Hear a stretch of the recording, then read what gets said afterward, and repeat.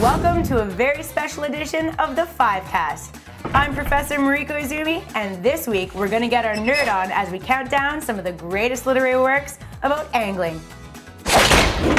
John Gierach is an American author whose fly fishing books are among the best in the business.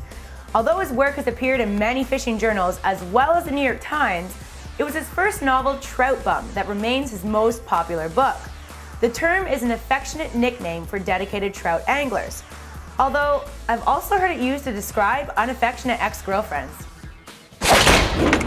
Sir Edward Grey is known as one of the finest angling writers for his many contributions to the sport, but it's his 1899 classic, Fly Fishing, that remains an icon in the industry.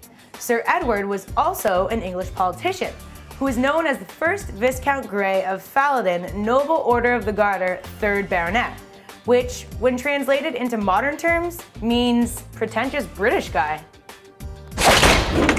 Going Fishing was a 1942 novel by the well-traveled angler Negley Farson.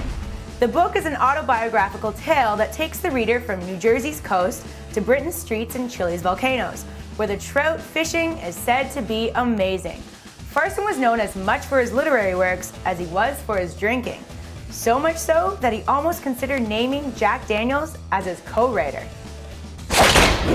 Speaking of books made with booze, perhaps the greatest literary work about fishing is the all-time classic, The Old Man and the Sea.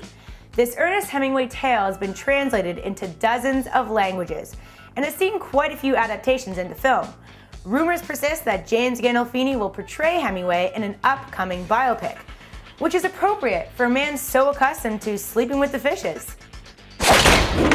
And finally, the most popular book on our list is by world-renowned author Theodore Seuss Geisel, whom you might know by his alias Dr. Seuss. One Fish, Two Fish, Red Fish, Blue Fish may not be the fly fishing anthology that captures the angler's heart, but it has without a doubt captured the attention of many children.